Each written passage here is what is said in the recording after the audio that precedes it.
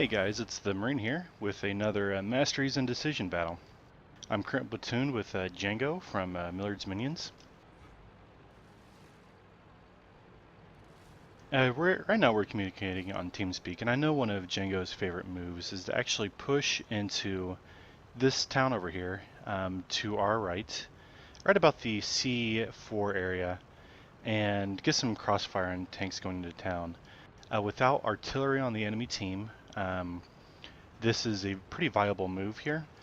We just have to worry about tank destroyers camping around the 8 line, and usually we would have enough backup on the E2, E3 location to get supporting fire.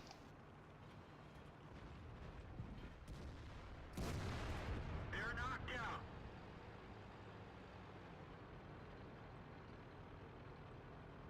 And as you can see right away, the Nashorn was taken out in pretty quick order. We got these two IS3s pushing into town.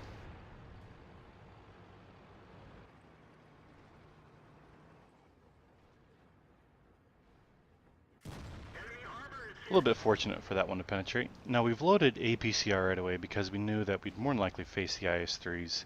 And while 175 is good enough for their flanks, it's a little bit harder to get through their fronts with 175. Meanwhile, 217 is pretty much auto pen anymore with the IS3. Enemy armor is destroyed. And right now it seems like the RNG is favoring us.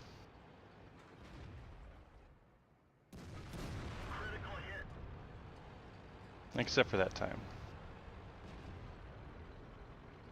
I believe that's the second fire now Django has started. They're knocked out.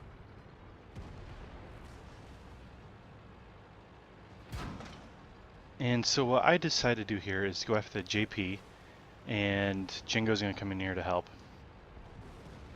We pretty much decided to ignore the Super Pershing. He's not going anywhere, so.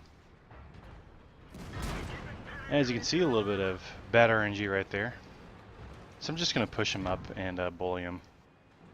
Get him up high so he can't use his depression. And just straighten his lower front. At this point, Django decides to go help with the IS-3s. I decided to ignore them. I didn't feel like they were a big enough threat, especially with only one remaining. So I want to make sure our backside is clear and just go after this Super Pershing. I have switched back to AP. There's absolutely no need for APCR with the Super Pershing. And I actually believe I overmatched his the front of his engine deck there. This is one of the players who's gotten a credit card or is a bot. I'm pretty sure it's just a very, very poor, inexperienced player, so I don't mind if I get all this free damages.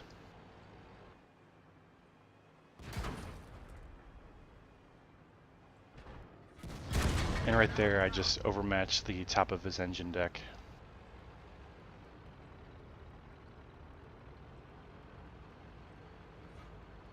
One reason I absolutely love this gun is the 122 is enough to overmatch 40 millimeters of armor. So regardless of what angle I hit 40 millimeters, it's going to penetrate. Maybe could have waited a little bit longer for that shot, but.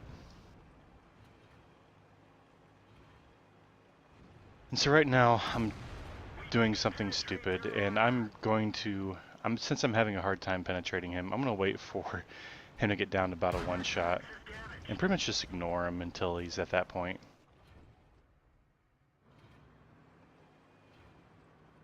Really don't recommend doing this, but the game was pretty much secured, and I really wanted to get another Top Gun.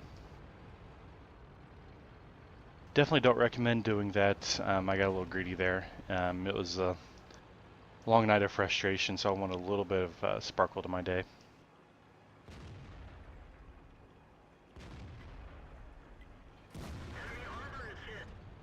The RNG was perfect that time.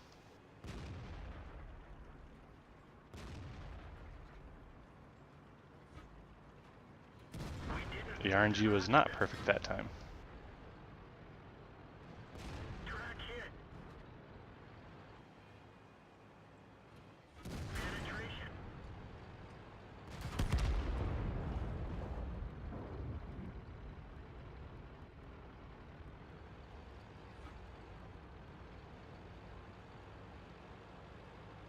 I believe that's all the damages I'm going to get this battle. Let's go ahead and speed it up a little bit till the conclusion. Right there, I really shouldn't have tried to farm that Top Gun. I should have just done what I should have done in the first place and go after the live tank and let the dead tank sit there. But again, I got a little greedy, especially with the game being pretty much already in hand.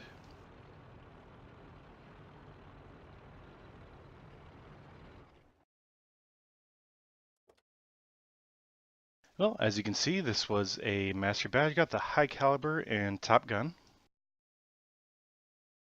I finished with 4,013 damage for a base experience of 1,478. And here I finished with a bonus of 78,000, or I'm sorry, a profit of 78,000 credits. And I finished with 1774 spotting because I was continually moving forward, being aggressive.